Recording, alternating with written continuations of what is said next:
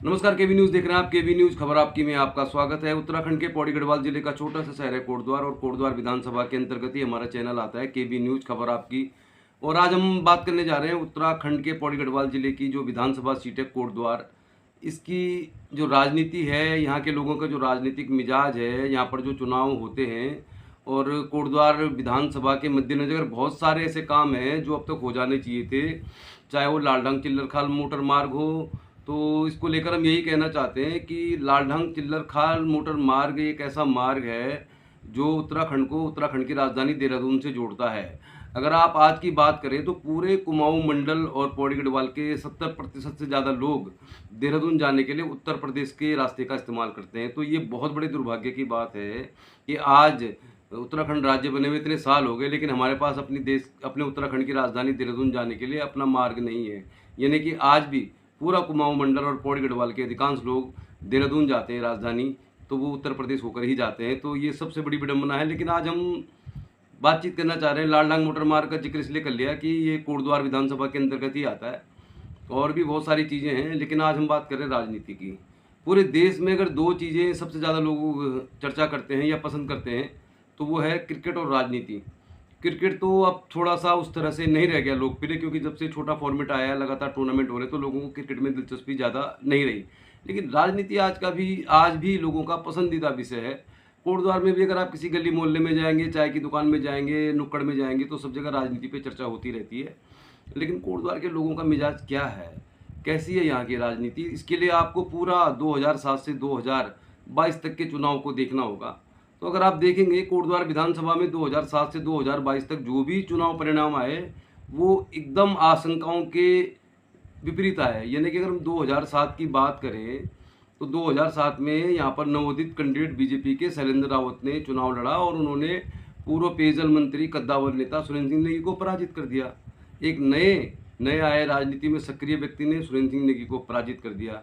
इसके बाद 2012 के चुनाव की बात करें तो भुवनचंद खंडूड़ी जो मुख्यमंत्री पद के दावेदार थे, उनको स्वास्थ्य मंत्री जो बने बाद में, उन्होंने सुरेंद्र सिंह नेगी ने पराजित कर दिया।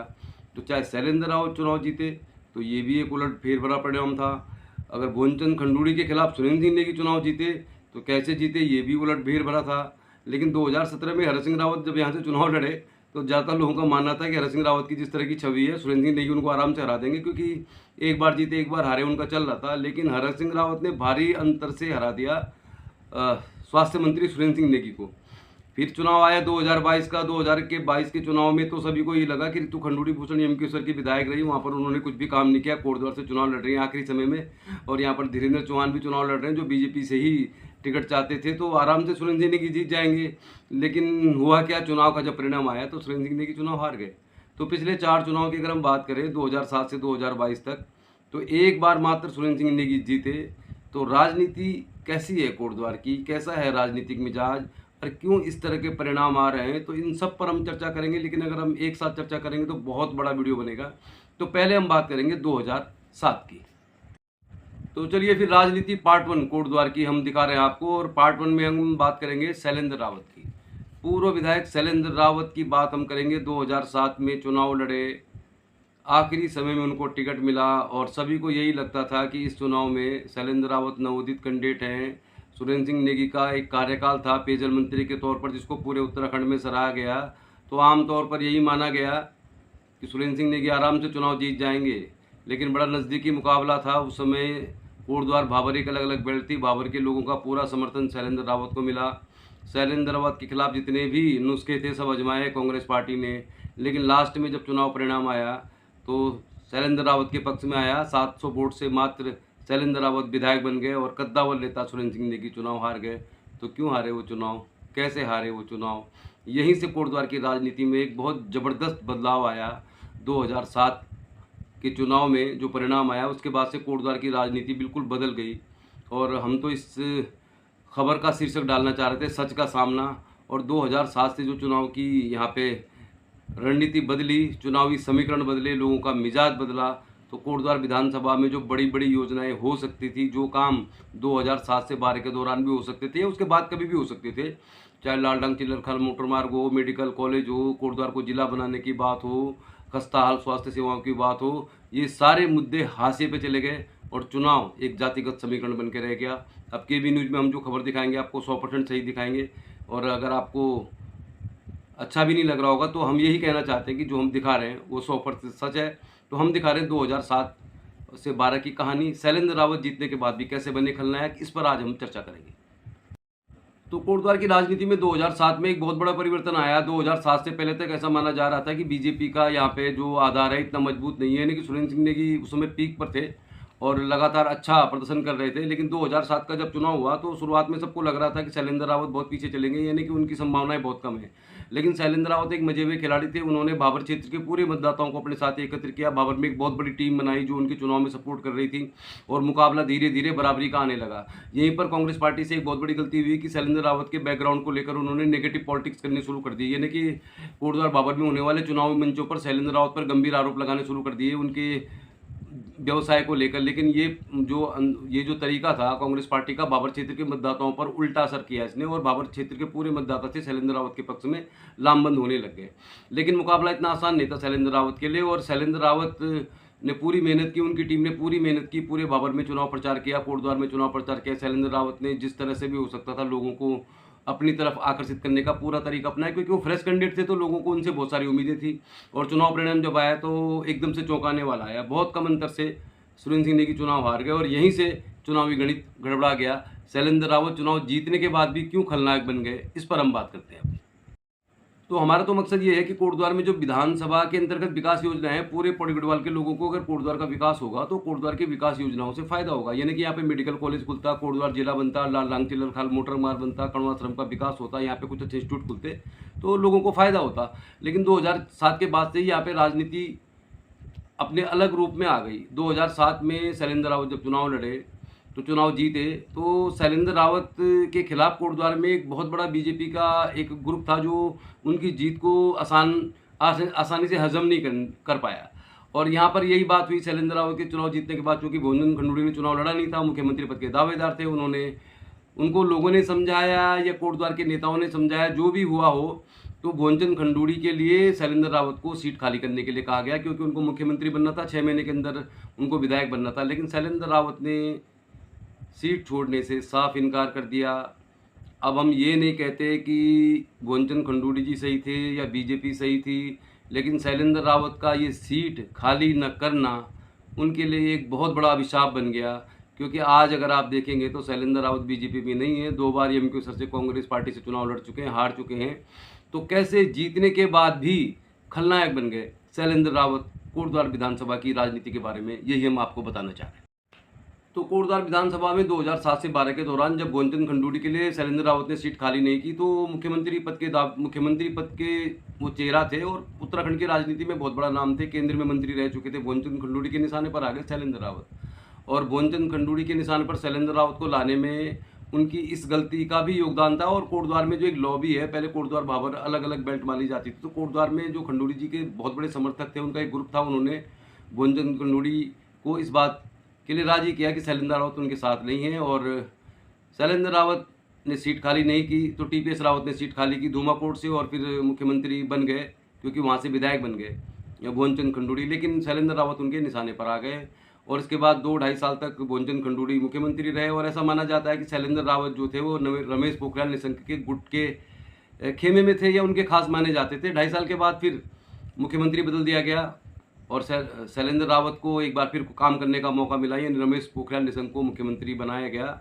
लेकिन जो एक कोटद्वार में एक जिसे कह सकते हैं कि बीजेपी का जो कैडर वोट है, कट्टर जो बीजेपी का वोटर माना जाता है, उनके निशाने पर शैलेंद्र रावत आ गए। उन्होंने अपने 5 साल का कार्यकाल पूरा किया, तो शैलेंद्र रावत को यही लगा, उनके समर्थकों को भी यही लगा कि 2012 के चुनाव में भी उनको मौका मिलेगा। अब ऐसा हुआ नहीं, और हम ये जो खबर आपको दिखाना चाह रहे हैं, राजनीतिक विश्लेषण दिखाना चाह रहे हैं। राजनीति में सब कुछ चलता है, लेकिन 2007 के बाद जो कुछ भी कोटद्वार विधानसभा में हुआ, राजनीतिक मिजाज बदला, लोगों का समीकरण बदले, जातिवाद के आधार पर वोटिंग होनी शुरू हुई, तो कोटद्वार के विकास के जो मुद्दे थे वो हाशिए में चले गए, और कोटद्वार विधानसभा का बेड़ा गर्क हो गया, ये हम कह सकते हैं। क्योंकि यहाँ पर कोई भी काम अभी तक वो बड़ा नहीं हो पाया, न जिला बना है, न कड़वा श्रम का विकास हुआ है, न लाल चिल्लर खाल मोटर मार्ग बना है, न स्वास्थ्य सेवाएं बेहतर हुई हैं, न यहाँ पर कोई इंस्टीट्यूट है। और कोटद्वार विधानसभा में राजनीतिक जो मिजाज लोगों का बदला, तो फिर लोगों का ध्यान यहाँ के विकास कार्यों से बिल्कुल हट गया, और यहाँ पर एक अलग ही तरह की राजनीति शुरू हो गई। तो हमारा जो शीर्षक है, शैलेंद्र रावत कैसे बने नायक से खलनायक। 2012 में शैलेंद्र रावत को उम्मीद थी कि उनका कार्यकाल ठीक ठाक था, उन्होंने काम किया है, उनको 2012 में टिकट मिलेगा, क्योंकि वो जीते हुए कैंडिडेट थे और जीते हुए कैंडिडेट का टिकट आसानी से कोई पार्टी काटती नहीं है। लेकिन 2012 में फिर शैलेंद्र रावत के साथ वही खेल हो गया, क्योंकि वो निशाने पर थे, यानी खंडूरी के जो समर्थक थे और भोजचंद खंडूरी के निशान पर शैलेंद्र रावत थे। अब शायद उनको यही लगा होगा खंडूरी जी या उनके समर्थकों को कि जब शैलेंद्र रावत जैसे विधायक बन सकते हैं, यानी कि वो एक नवोदित कैंडिडेट थे, तो वो जब विधायक बन सकते हैं तो फिर भोजचंद खंडूरी अगर कोटद्वार से चुनाव लड़ेंगे तो वो तो आसानी से जीत जाएंगे। तो 2012 में खंडूरी है जरूरी मुख्यमंत्री पद के दावेदार थे, और उनके कान में किसने बात डाली, कोटद्वार की कौन सी लॉबी थी या जो भी था, अगर भोजचंद खंडूरी चाहते तो धर्मपुर से चुनाव लड़ सकते थे, अगर उन्हें पहाड़ी विधानसभा से लड़ना था चौबटा खाल से चुनाव लड़ सकते थे। पर क्यों उन्होंने कोटद्वार विधानसभा चुनाव लड़ा, इस बारे में तो मुझे बहुत ज़्यादा जानकारी नहीं है। लेकिन शैलेंद्र रावत का पतन शुरू हो गया। 2012 में भोजचंद खंडूरी ने कोटद्वार से चुनाव लड़ने का फैसला कर लिया, और यहाँ पर एक बहुत बड़ी चूक हो गई शैलेंद्र रावत के समर्थकों से, मेरा तो ये मानना है, क्योंकि वो जो निशाने पर आए थे इसके बाद वो बिल्कुल भोजचंद खंडूरी जो पीक पे थे उनके आंखों में खटकने लग गए। 2012 में जब भोजचंद खंडूरी ने कोटद्वार से चुनाव लड़ने का इरादा किया तो शैलेंद्र रावत के समर्थकों ने उनका ओपन विरोध कर दिया, एक खुला विरोध। राजनीति में वैसे तो विरोध रहता है, लेकिन सामने हाथ मिलाने वाली बात रहती है कि जैसे कहा जाता है कि दोस्ती बहुत सही, हंस के निभाते रहिए, दिल मिले या न मिले हाथ मिलाते रहिए। राजनीति में ऐसा ही चलन है, कितना भी दुर्विरोधी हो सबसे मुस्कुरा के मिलना, सबसे बात करना और ओपन विरोध न करना, इस तरह चलता रहता है। लेकिन शैलेंद्र रावत के समर्थकों ने हजारों की संख्या में देहरादून पहुंचकर उनके टिकट कटने का विरोध किया, और फिर वो और भी निशाने पर आ गए भोजचंद खंडूरी के। तो टिकट तो उनको मिला नहीं। 2012 में भोजचंद खंडूरी ने कोटद्वार से चुनाव लड़ने का इरादा किया, और निश्चित तौर पर शैलेंद्र रावत के समर्थकों में मायूसी थी, एक निराशा थी। और यहाँ पर यही लगता था कि जब भोजचंद खंडूरी कोटद्वार से चुनाव लड़ रहे हैं, मुख्यमंत्री पद के दावेदार हैं, तो आसानी से चुनाव जीत जाएंगे। तो जैसा हम बता रहे हैं 2007 से 2022 तक कोटद्वार में सारे परिणाम उलटफेर भरे आए। भोजचंद खंडूरी जी ने चुनाव लड़ा, लेकिन वो मुख्यमंत्री पद के दावेदार थे, पूरे उत्तराखंड में जगह जगह प्रचार कर रहे थे, और ऐसा माना जा रहा था कि भोजचंद खंडूरी आराम से चुनाव जीत जाएंगे, क्योंकि मुख्यमंत्री पद के दावेदार हैं, बड़ा चेहरा है, उनके सामने सुरेंद्र सिंह नेगी का कद बहुत बड़ा नहीं था, पिछला चुनाव हारे हुए थे। लेकिन चुनाव में चूँकि हमने बहुत करीब से देखा है 2007 से 2022 का चुनाव, तो हम इसकी आपको सारी सही जानकारी देंगे, और राजनीति कैसे पलटी, कैसे लोगों का मिजाज पलट गया, ये सब आपको हम बताना चाह रहे हैं। तो पहले पार्ट में हम दिखा रहे हैं आपको 2012 में क्या हुआ। 2012 का चुनाव शुरू हुआ तो सुरेंद्र सिंह नेगी की एक मीटिंग हमने अटेंड की थी। तो सुरेंद्र सिंह नेगी इससे पहले उपचुनाव भी लड़े थे, जब भोजचंद खंडूरी जी को विधायक बनना था धुमाकोट से, तो सुरेंद्र सिंह नेगी वहाँ पे चुनाव लड़े थे, उनके अगेंस्ट हार गए थे, जैसा स्वाभाविक तौर पर था। तो शुरुआत में सबको यही लग रहा था, ठीक पहले चुनाव की तरह, कि आसानी से भोजचंद खंडूरी चुनाव जीत जाएंगे। यहाँ पर थोड़ा सा खेमेबंदी हुई, हो सकता है कि एक बहुत बड़ा जो एक ठाकुर बहुल क्षेत्र है कोटद्वार, तो सुरेंद्र सिंह नेगी को थोड़ा सा सिंपैथी मिलनी शुरू हो गई, क्योंकि पिछला चुनाव वो हार चुके थे, धुमाकोट में भी चुनाव हार चुके थे। तो बहुत सारे ऐसे लोग थे जिनको ये लगा यार सुरेंद्र सिंह नेगी अगर चुनाव हारेंगे तो उनका राजनीतिक करियर खत्म हो जाएगा, तो उनके पक्ष में एक सिंपैथी बनने लगी। लेकिन ये सिंपैथी अंदर खाने थी, बाहर नहीं आई थी। लेकिन जब चुनाव से 2 दिन पहले दुर्गापुरी में एक चुनावी सभा हुई सुरेंद्र सिंह नेगी की, जिसमें सचिन पायलट आए थे, क्योंकि मैंने वो पूरा प्रोग्राम देखा था। तो जब दुर्गापुरी में चुनावी सभा हुई, सचिन पायलट ने उस सभा को संबोधित किया, तो वहाँ पर जब जन समूह उमड़ पड़ा, यानी कि जो अंदर खाने धीरे धीरे छोटी छोटी मीटिंग के जरिए सुरेंद्र सिंह नेगी अपना प्रचार कर रहे थे, दुर्गापुरी में उन्होंने अपनी ताकत दिखाई, बहुत बड़ी ताकत थी ये, और बहुत बड़ी संख्या में जब लोग वहाँ आए तो एक टीवी चैनल ने ये दिखाना शुरू कर दिया कि कोटद्वार में फाइट है, यानी मुख्यमंत्री खंडूरी चुनाव हार सकते हैं, इस तरह की खबरें चलने लग गई। तो मुख्यमंत्री भोजचंद खंडूरी जो पूरे उत्तराखंड में प्रचार कर रहे थे, वो कोटद्वार आ गए, और कोटद्वार आकर उनको सबसे पहले जरूरी ये लगा कि शैलेंद्र रावत को राजी किया जाए। तो कुल मिला के आखिरी के 3-4 दिनों में भोजचंद खंडूरी जी कोटद्वार में रहे, हर गली में घूमे, इतने बड़े दावेदार थे। लेकिन जब उनको लगा कि हार का खतरा है, तो उनकी पत्नी भी कोटद्वार में रही, वो भी कोटद्वार में रहे। शैलेंद्र रावत को भी एग्री किया गया, शैलेंद्र रावत ने भी कोशिश की अपने समर्थकों की भोजचंद खंडूरी को वोट दें। लेकिन चुनाव जब परिणाम आया तो भोजचंद खंडूरी कोटद्वार से चुनाव हार गए, और ये एक फिर उलटफेर परिणाम था। और निश्चित तौर पर जो बीजेपी का कैडर वोट था, यानी कि एक आप समझ जाएंगे एक खास किस्म का वोटर था, उनको सारा जो हार का ठिकरा था शैलेंद्र रावत के ऊपर फोड़ने का मौका मिल गया। भोजचंद खंडूरी चुनाव हारे तो बहुत बड़ी निराशा वाली बात थी बीजेपी को, और उनके हारने से ही सरकार भी पलट गई, यानी कि कांग्रेस की सरकार बन गई। तो शैलेंद्र रावत खंडूरी के निशाने पर पहले भी थे, पुनः आ गए, उनको पार्टी से निष्कासित कर दिया गया, और ऐसा माना गया कि भोजचंद खंडूरी को हराने में शैलेंद्र रावत का ही हाथ है, उनके समर्थकों का हाथ है। लेकिन ऐसा पूरी तरह सही नहीं है, तो हम ये कहना चाह रहे हैं कि राजनीति यहाँ से बदल गई, यानी विकास कार्यों से ध्यान जनता का हट गया। एक खास तरह की राजनीति शुरू हो गई। भुवनचंद खंडूड़ी की हार को कोटद्वार के जो एक खास लोग हैं वो बर्दाश्त नहीं कर पाए, लेकिन अब सुरेंद्र सिंह नेगी स्वास्थ्य मंत्री बन गए। बतौर स्वास्थ्य मंत्री उन्होंने कोटद्वार के लिए कुछ किया भी, ऐसा नहीं कह सकते कि कुछ नहीं किया। तो फिर अब 2012 से 17 का कार्यकाल सुरेंद्र सिंह नेगी का रहा, वो जीते। ये उलट भेर परिणाम था। नेशनल मीडिया की खबर बनी कि मुख्यमंत्री पद के दावेदार हार गए, सुरेंद्र सिंह नेगी जीत गए। तो 2017 में फिर वही हुआ जैसा हम कह रहे थे, जब शैलेंद्र रावत को टिकट नहीं मिला, दोबारा उनकी पार्टी में वापसी हुई थी। तो सबसे बड़ा सवाल ये है कि जब उनको पार्टी में वापस लिया गया तो भुवनचंद खंडूड़ी तो उनको पसंद करते नहीं थे। अब उनका जो कद था बहुत बड़ा था भुवनचंद खंडूड़ी का, और उनके जो समर्थक थे इस बात को बर्दाश्त करने को तैयार नहीं थे कि कोटद्वार से चुनाव हार सकते हैं। तो शैलेंद्र रावत की पार्टी में वापसी हुई तो ये माना गया कि 2017 में उनको टिकट मिलेगा, क्योंकि पार्टी में वापस आने की कुछ ना कुछ कंडीशन रही होंगी। लेकिन ऐसा नहीं हुआ। फिर 2017 में शैलेंद्र रावत को टिकट नहीं मिला, शैलेंद्र रावत फिर बागी हो गए, तो उन्होंने फिर कांग्रेस का दामन थाम लिया। उन्होंने चुनाव लड़ा एमके सर से 2017 में, लेकिन उनके पक्ष में चुनाव परिणाम नहीं आया। यहाँ से हरक सिंह रावत चुनाव लड़े। तो फिर हम यही कहेंगे कोटद्वार में राजनीति का मिजाज बिल्कुल बदला हुआ था, यानी कि कोटद्वार में अब विकास के मुद्दे पर चुनाव बिल्कुल लड़ा ही नहीं जाता, और मुद्दे चुनाव में जरूर बनाए जाते हैं, लेकिन कोटद्वार विधानसभा में मतदाताओं का इस तरह का मिजाज बन गया 2007 के बाद से ही कि यहाँ पर जो राजनीति है वो एक अलग किस्म की राजनीति है। यानी एक जातिवादी राजनीति समझ लीजिए आप, ये गुणा भाग की राजनीति समझ लीजिए, और बीजेपी को इसमें मास्टरी है। कोटद्वार को बीजेपी ने प्रयोगशाला बनाया हुआ है, क्योंकि स्थानीय कैंडिडेट को टिकट नहीं दिया गया। भुवनचंद खंडूड़ी को टिकट दिया गया, उस समय भी बहुत सारे दावेदार थे। हरक सिंह रावत को टिकट दिया गया, चाहे वो पार्टी की मजबूरी हो, उस समय भी बहुत सारे दावेदार थे, लेकिन स्थानीय नेताओं को टिकट नहीं दिया गया। हरक सिंह रावत ने चुनाव लड़ा, हरक सिंह रावत चुनाव जीत गए, शैलेंद्र रावत चुनाव हार गए एमक्यू सर से। तो फिर आई 2022 की बारी। 2022 में भी सबको यही लगता था कि सुरेंद्र सिंह नेगी लगातार चुनाव हार रहे हैं। लोगों में उनकी लोकप्रियता थी 25-26 हज़ार वोट लेके, तो वो हमेशा जेब में घूमते ही हैं। लेकिन 2022 में भी फिर वही कहानी हुई।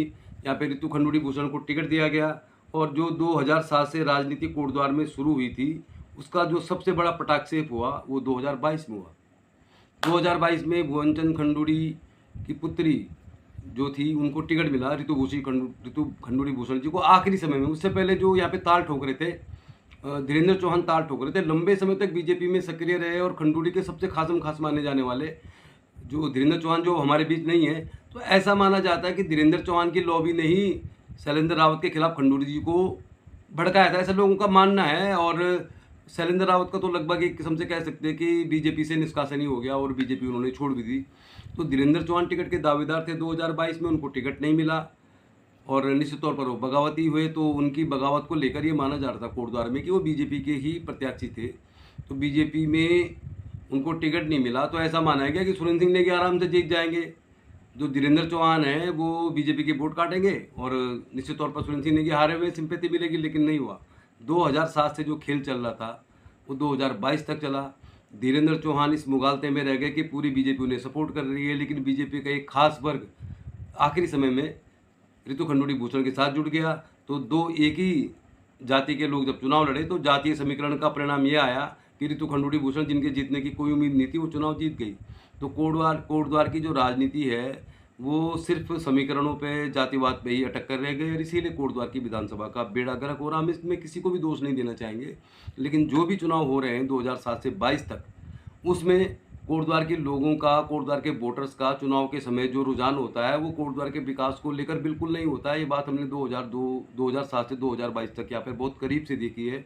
तो कोटद्वार में जो जातिगत समीकरण है, कोटद्वार में चुनाव के समय जो माहौल पैदा होता है एक महीने के दौरान, उससे कोटद्वार के विकास के मुद्दे हाशिए पर चले जाते हैं। तो आज तो हम आपको यही बता रहे थे कि शैलेंद्र रावत के समर्थकों ने भुवनचंद खंडूड़ी का जो खुला विरोध किया, और उसके बाद कोटद्वार की जो लॉबी है उन्होंने शैलेंद्र रावत को खलनायक बना दिया। तो शैलेंद्र रावत का कैरियर तब से अब तक उभर नहीं पाया। कोटद्वार में एक खास किस्म की राजनीति हो गई। तो पहले पार्ट में हम आपको दिखा रहे हैं कैसे चल रही कोटद्वार की राजनीति। अगले पार्ट में हम दिखाएंगे आपको कि धीरेन्द्र चौहान जो हमारे बीच नहीं है, उनकी पत्नी ने जब मेयर का चुनाव लड़ा बीजेपी से बगावत करके, तो उनको 25,000 वोट मिले, और जब धीरेन्द्र चौहान ने खुद विधायक का चुनाव लड़ा तो उन्हें सिर्फ 12,000 वोट मिले। ऐसा क्यों?